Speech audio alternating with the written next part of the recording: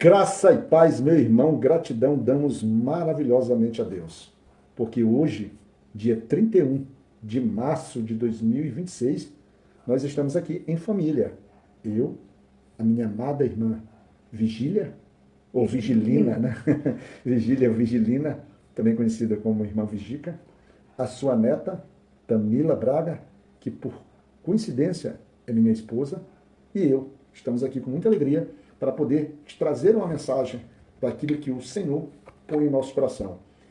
E nesse dia, nós vamos meditar no livro de Jeremias, dando continuidade a todo um trabalho que a gente vem fazendo.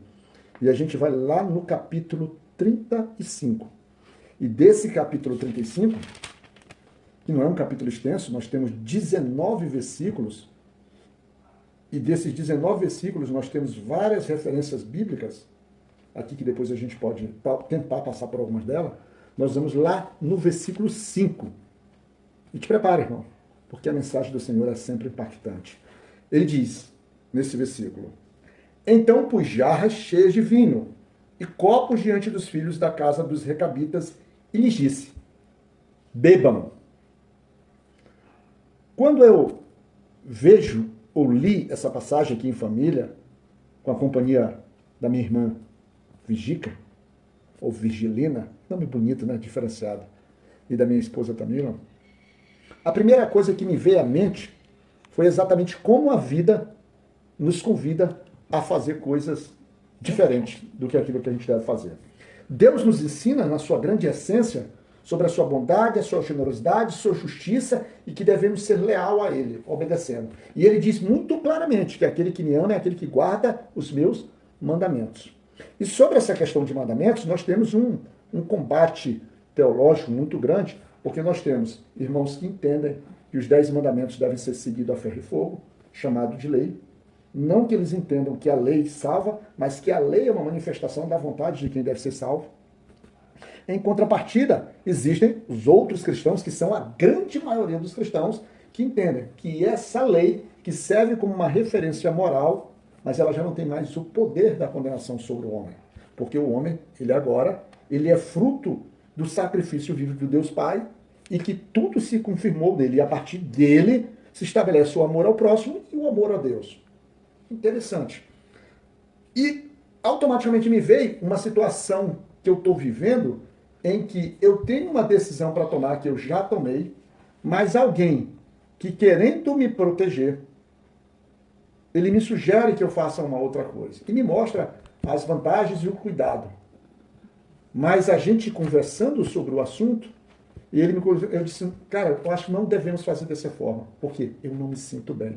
Aí eu digo, sabe por que eu não me sinto bem?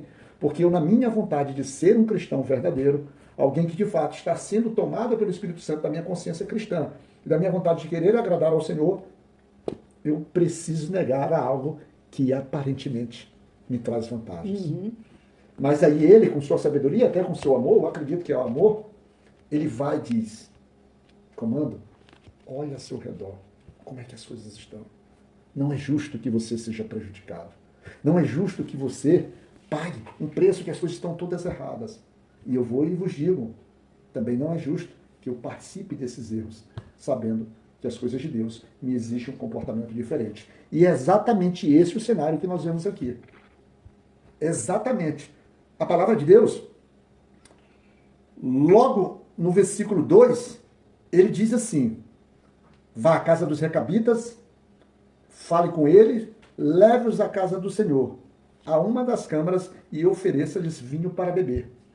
E esses recabitas são pessoas que não têm essa relação com o Senhor, como Jeremias tem e o povo de Deus também deveria ter. Correto? Olha, E o que a senhora me diz então da postura deles? porque se eu pratico uma coisa, eu vou seduzir você, toma esse vinho. Se você, eu estou praticando as coisas erradas. Então a gente nunca deve obedecer, ainda que seja até o nosso próprio pai que venha dizer isso para nós. Como nós já conhecemos a verdade, nós não vamos tomar, porque nós sabemos que nós estamos desobedecendo o pai. E o interessante, irmã Vigilina, é que a palavra do Senhor, ela diz que quando a gente está ensinando o evangelho para alguém, caso alguém venha e ensine um evangelho diferente desse aqui que já foi ensinado, que a gente expurgue.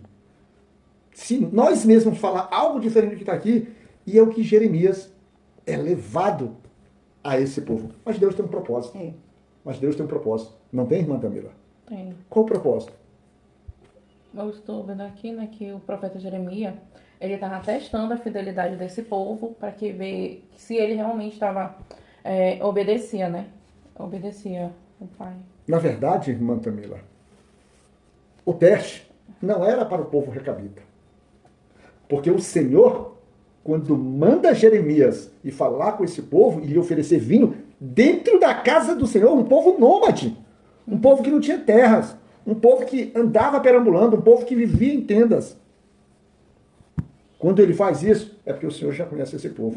E esse Deus... Para mostrar que o povo de Deus não obedecia, entendeu? O povo de Judá não E aí? era desobediente. Tudo que Deus falava, eles não estavam nem aí. E esse povo que eu não conhecia, eles foram falar tudo que o pai deles mandou, não vou beber, que meu pai deixou essa ordem. Ordenou para eles não bebessem. E aí, irmã Vigilina, Depois é assim, é muito maravilhoso. É. Então agora ele vai trazer então a fidelidade de um povo a quem? A Deus, né? Aqueles que eles chamavam de pai. O pai. Esse povo, eles pegam uma figura humana chamada Jonadab, pega essa figura humana e creem na palavra dessa figura humana e entendem que aquilo que ele determinou deve ser cumprido. E eles são zelosos, eles são firmes, eles têm propósito, eles têm certeza. E eles vão e explicam para Jeremias. Por quê? Jeremias estava fazendo um teste. Jeremias, quem fazia o teste, era o Senhor. É. Não sobre o povo recabita, mas sobre a representatividade de Jeremias para que pudesse olhar para o próprio povo de Deus. E qual é a resposta desse povo? Qual a resposta desse povo para Jeremias? Diante desse convite dentro da casa de Deus. Bebam. Bebam. Não vamos beber. Não vamos beber. Porque nós, a gente cumpre a ordem do pai, né? Cumprindo a ordem do pai. Obedecer aos vossos pais. Obedecer os pais. Obedecer a nossa geração.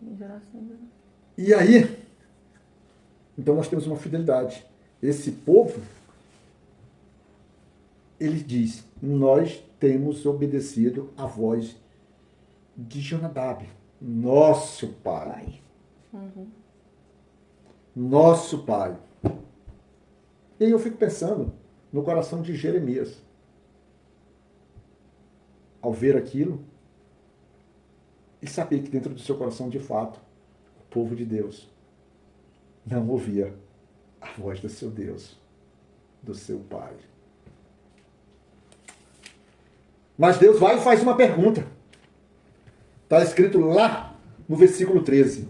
Ele diz, vá e diga ao povo de Judá e aos moradores de Jerusalém, será que vocês nunca vão aceitar a minha advertência para obedecer as minhas palavras? Veja só.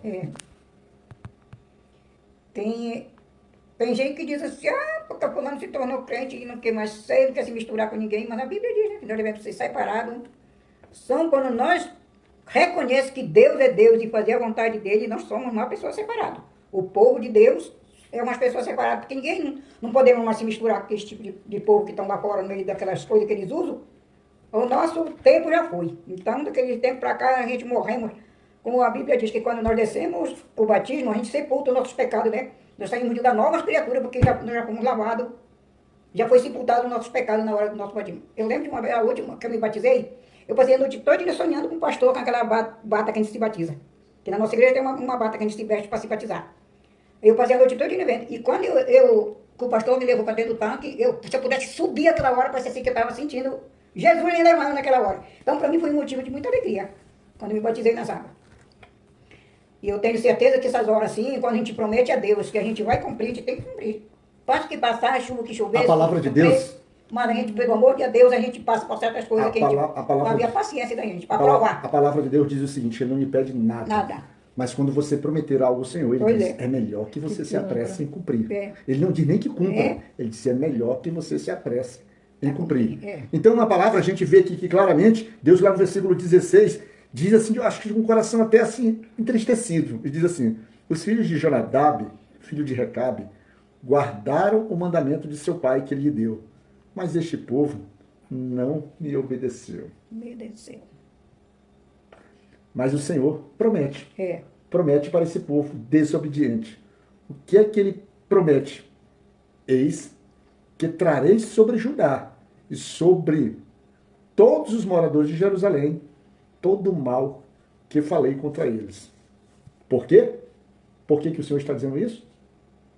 Por que que Deus está prometendo todo o mal que ele havia falado? Por quê? Devido aos pecados da desobediência, né? Porque eles não me obedeceram. Deus havia chamado eles e eles não respondiam. E a gente estava falando aqui ainda agora. Como é ruim quando uma mãe chama para um filho. Chama, se desgoela, tá, sofre, a coitadinha vem até lá e está lá o filho ignorando a voz da sua mãe. É Né? verdade. A mãe olha para o filho nessa hora com uma tristeza tão grande, sabendo que ela ainda é nova, que ela ainda tem força, que ela ainda sustenta aquele garoto, que ela faz as coisas para ele, ela cuida dele. Ela certamente ela olha no olhar do filho a certeza do abandono lá na frente, quando ela estiver velha, fraca e necessitada. Mas não é assim, sabe por quê? Porque Deus é misericordioso e Deus acolhe. E aqui, para finalizar, o Senhor, com uma retribuição, como um Deus justo, lá no versículo 19 diz, por isso, assim diz o Senhor dos Exércitos, o Deus de Israel, nunca faltará Jonadab, filho de Recabe, um descendente homem, para me servir. Mas quanto a este povo, ao povo de Judá, a gente poderia dizer que não teríamos tanta essa certeza. Mas também a palavra de Deus sempre fala sobre o remanescente de Israel. Uma das características que a gente mais observa na Bíblia é o Senhor falando o juízo contra Israel, lançando sua ira contra o povo, sua justiça, mas em contrapartida ele está sempre dizendo, mas eu não destruirei você. Ele está sempre com uma visão de misericórdia, uma visão de Pai.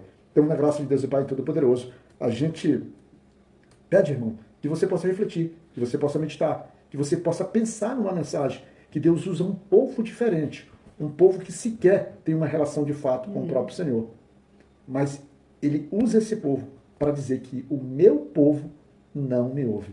Então a gente precisa estar atento, a gente precisa abrir os nossos olhos, a gente precisa urgentemente deixar com que o Senhor fale e quando ele nos chamar, a gente responder. Porque o Pai, quando chama, o Filho obedece. Fica na graça de Deus e Pai que ele possa nos cuidar, meu irmão.